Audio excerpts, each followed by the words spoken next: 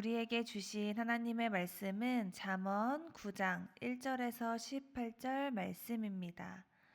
잠언 9장 1절에서 18절 말씀입니다. 교독하도록 하겠습니다. 지혜가 그의 집을 짓고 7 기둥을 다듬고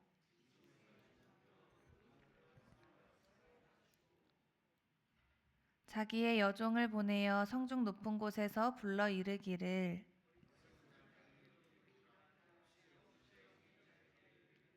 너는 와서 내 식물을 먹으며 내 혼합한 포도주를 마시고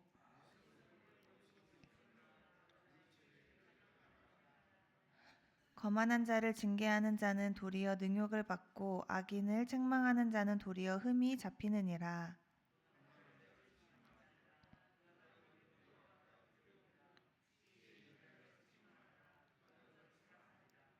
지혜 있는 자에게 교훈을 더하라. 그가 더욱 지혜로워질 것이요 의로운 사람을 가르치라. 그의 학식이 더하리라.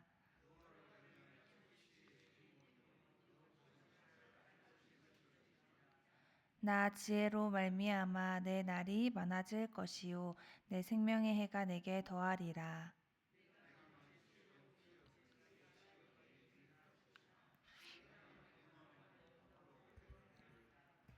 미련한 여인이 떠들며 어리석어서 아무것도 알지 못하고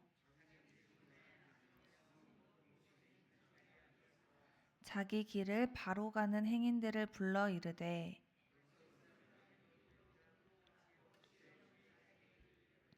도둑질한 물이 달고 몰래 먹는 떡이 맛이 있다 하는도다.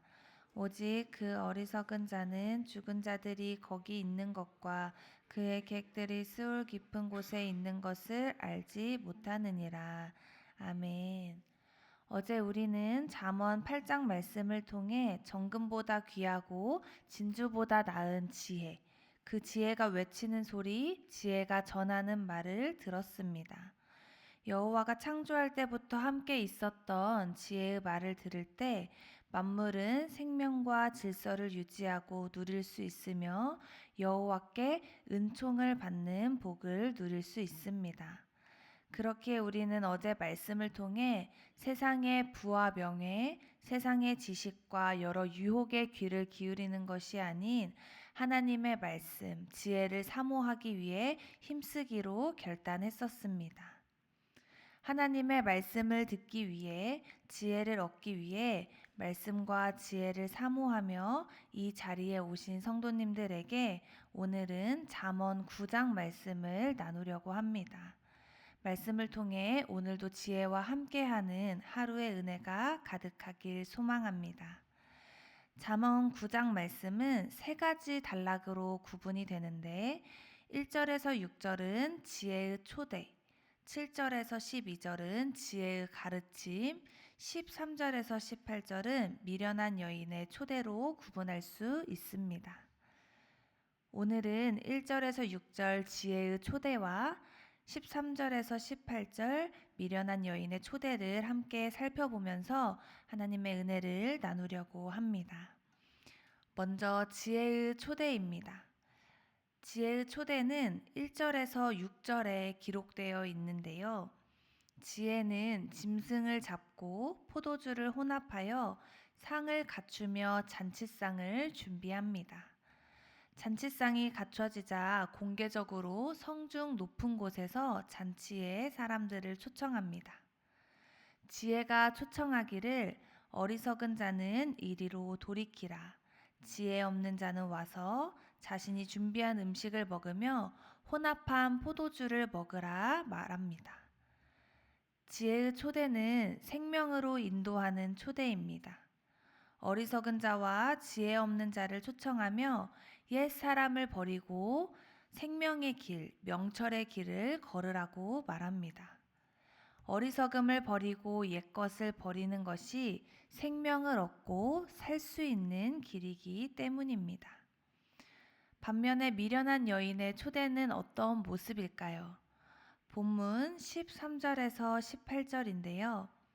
미련한 여인은 아무것도 알지 못하는 어리석은 여인으로 소개됩니다. 이 여인은 7장에서 봤던 지혜 없는 젊은이를 유혹하던 그 여인과 다를 바 없어 보이는 여인입니다.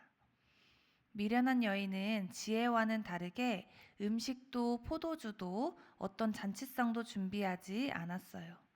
하지만 이 여인은 지혜를 따라 자신의 집 문에 앉고 성읍 높은 곳에 앉아서 사람들을 초청하기 시작합니다.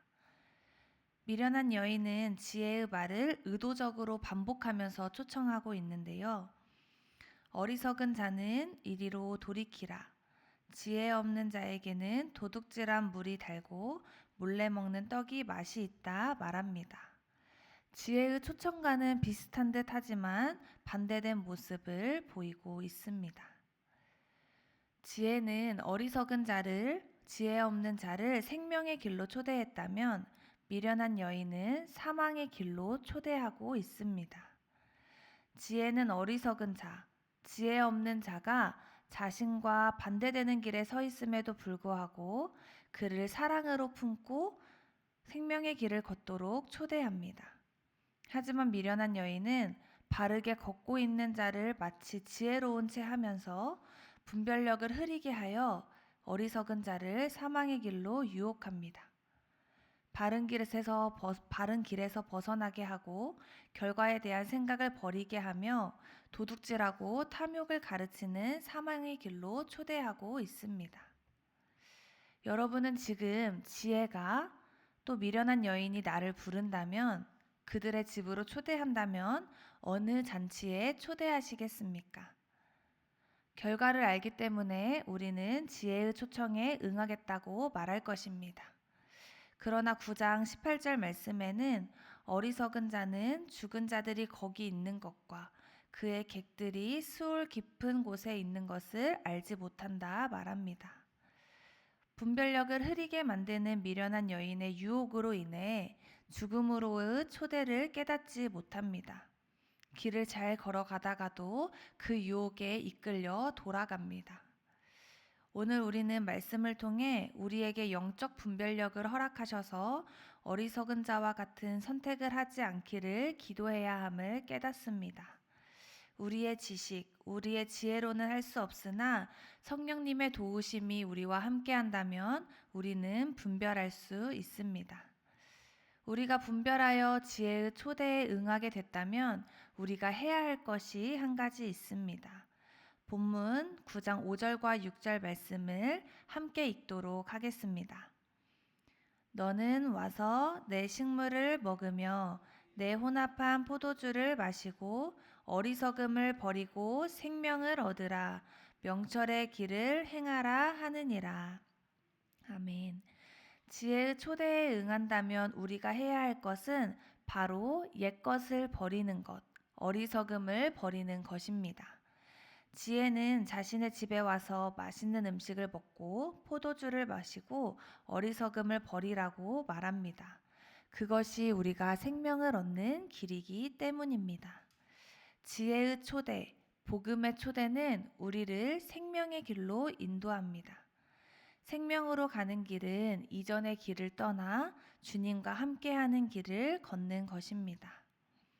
지혜가, 복음이 오늘도 우리를 부릅니다. 우리가 지혜로워서 잔치상을 먹고 누릴만 해서 우리를 부르는 것이 아닌 사랑으로 우리를 부르고 있습니다. 이 부름에 우리도 이전의 것을 버리고 이전의 길을 떠나고 하나님을 사랑하고 지혜를 사랑하는 삶으로 반응하기를 소원합니다. 오늘 말씀을 묵상하다가 이전에는 박해자였으나 사랑으로 부름받은 부름에 반응하여서 복음을 전하는 자로 살아갔던 바울이 떠올랐는데요. 바울은 빌립보서 3장에서 이렇게 고백합니다. 그러나 무엇이든지 내게 유익하던 것을 내가 그리스도를 위하여 다 해로 여길 뿐더러 또한 모든 것을 해로 여김은 내 주 그리스도 예수를 아는 지식이 가장 고상함을 인함이라. 내가 그를 위하여 모든 것을 잃어버리고 배설물로 여김은 그리스도를 얻고. 오늘 앞서 불렀던 찬송가 521장 후렴처럼 구원으로 인도하는 문은 좁습니다. 하지만 그 좁은 문을 들어가면 영생으로 인도하는 생명의 길이 있습니다. 지혜의 초대에 반응할 때 분별력도 필요하고 이전의 것을 해로 여기며 배설물로 여기며 그 길을 떠나야 하는 결단력도 필요합니다. 분별력과 결단력, 우리의 힘으로는 되지 않습니다. 자격 없는 우리를 구원하신 예수 그리스도를 바라볼 때 지혜로워서 잔치상을 먹고 누릴만 해서 우리를 부르는 것이 아닌 사랑으로 우리를 부르는 그 은혜에 반응할 때 미련한 여인이 아닌 우리가 지혜의 초대에 응하게 되고 이전의 것을 버리고 생명을 얻게 될 줄 믿습니다. 오늘 하루를 살아가면서 지혜의 초대, 복음의 초대에 반응하는 우리 모두가 되기를 소망합니다. 자격 없는 우리를 구원하시고 사랑으로 부르시는 예수님을 바라봅시다. 영적 분별력을 구하고 이전과 다른 삶을 살기로 결단하는 이 아침이 되기를 소망합니다. 함께 기도하겠습니다.